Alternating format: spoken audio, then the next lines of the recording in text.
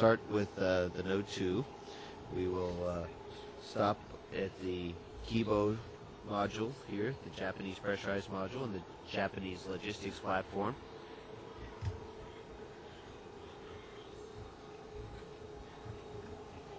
We'll stop back there in a second.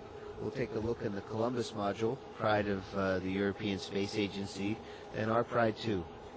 And then you can look down the stack, and you can see several other modules, and even into a little bit into the functional cargo block, the FGB, and then the service module. So it's a really big space station that we got.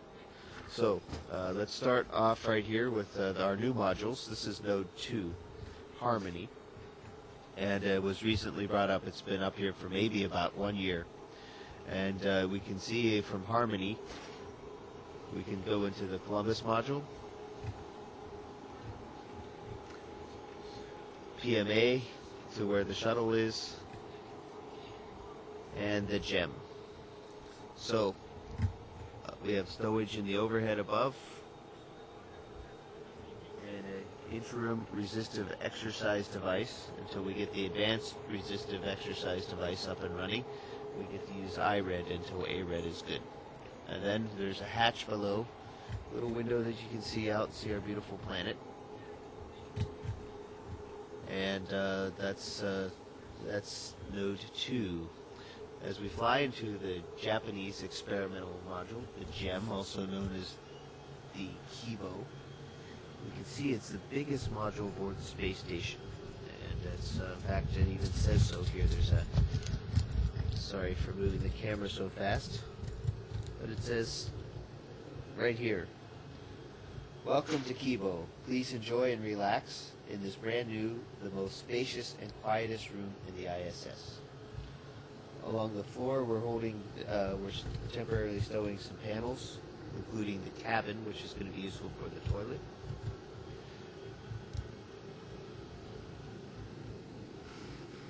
You can see here, this is the SIBO rack, which is for cell biology.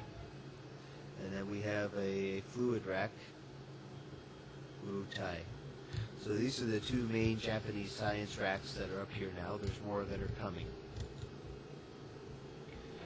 Behind these panels here is nothing. It's the actual shell of the spacecraft. And you can see there's wires and a few wires back there. And if we're lucky, we'll see a shell heater, these orange strips. And they keep the actual body of the space station from freezing or getting really cold by running electrical current and keeping everything warm with the heaters. Okay, we'll stop right here real quick and take a look on the floor, on the deck they call it. This is the -80 lab freezer, Melfi, and we've used that a lot. We store a lot of our biological samples, urine and blood there. And on the ceiling, we have the ICS and PROX rack. So PROX stands for Proximity Operations. It's going to be used for the HTV, which is the H2 transfer vehicle. And also ICS is a comm system that's Japan's going to have up and running once the external platform is out there. So this rack shares double duty. Okay, and we have the airlock here, which we haven't used yet, but it's ready to go. Once the exposed facility's there, the airlock will be great because you can take something, put something in the airlock, and then outside is a robot arm that can take it and put it on the outside back porch.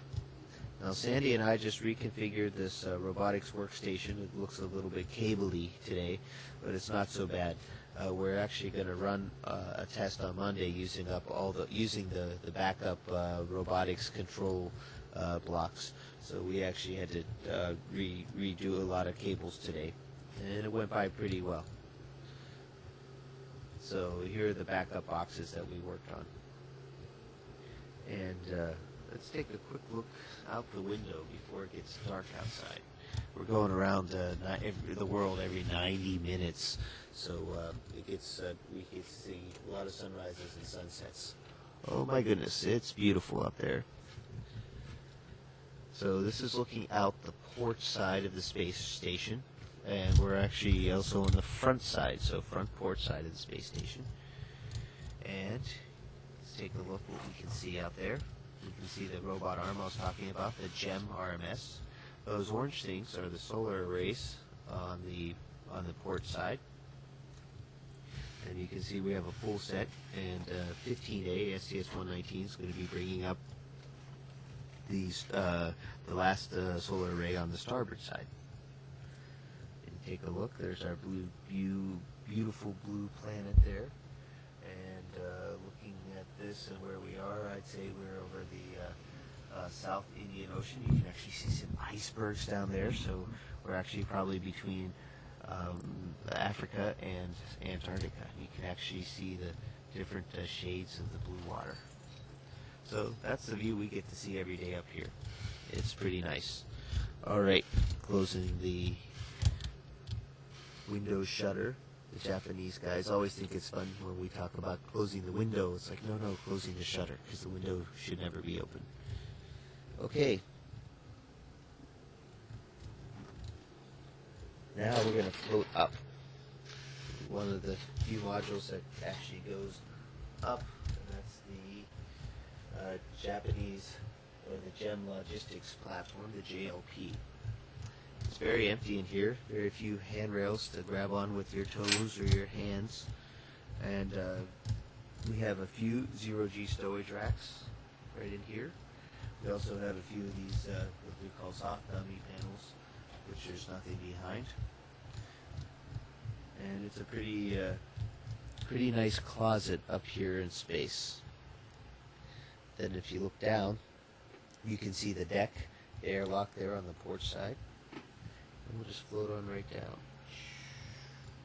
It's a lot of fun. Okay, so now fly with me. We're going to go to the Columbus module.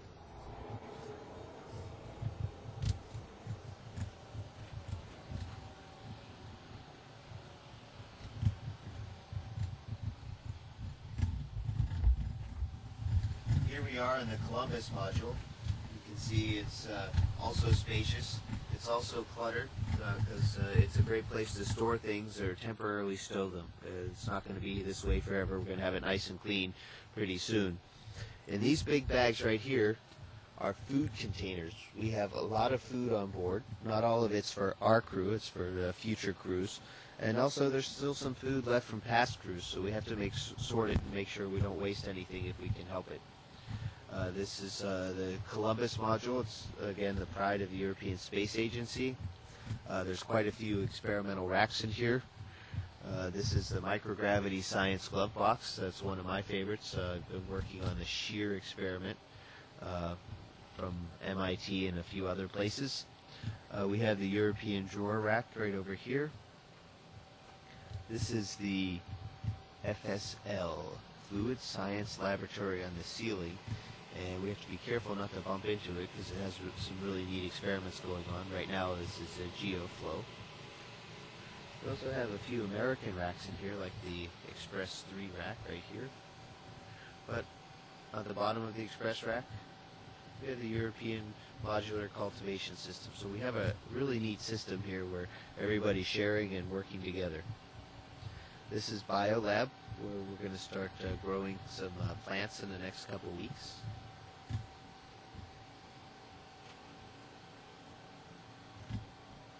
The European Physiology Modules facility. We haven't had a chance to use that on this mission yet.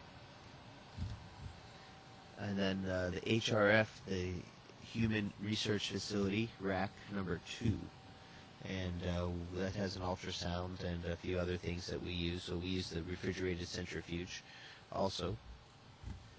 Actually, the HRF2 doesn't have the ultrasound. It's this one, the HRF1 rack has the ultrasound on it. We're going to use that for the bracelet experiment coming up. Columbus. Okay, we started in Node 2. We're flying back to Node 2. We'll take a quick look what else we have here.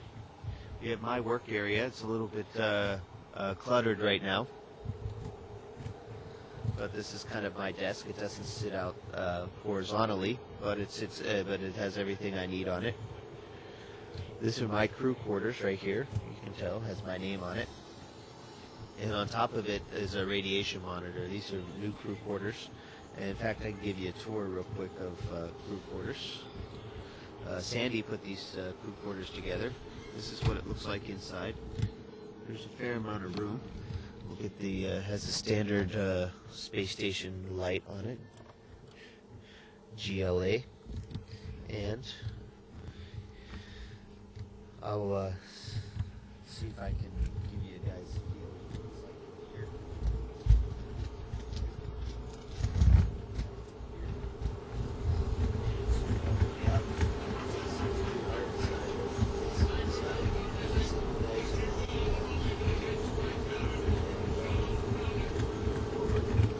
We have sockets and outlets for laptop if you need it, and so in my crew quarters, I have a bracket on here and a laptop computer, and it's very convenient, and I can read my books at night. It's great. So that's the crew quarters. It's not very noisy inside. There's a nice fan. It's pretty comfortable. I get very good sleep there. So now we're going into the Destiny Laboratory, headed aft on the space station. And there's my crewmate, Sandy Magnus. She's getting her exercise in for today. And I'd like to show you a little bit of our equipment here. This rack is the oxygen generation system, and we have a few too many things on this rack, and we're in the middle of cleaning it off, not to interfere, but you can see oxygen, we're making oxygen, and when we make oxygen, we're breaking down water into hydrogen and oxygen, and the oxygen comes right out here. The water we're making either comes from the condensate from the air conditioning system, the water that's in the air, or urine. So this is a really neat regenerative life support system. This is our toilet number 2. We haven't quite gone there yet, so to speak, but it's all set up and it is ready to go. There's where you can do number 2. And don't worry, I won't show you anything you're not supposed to see.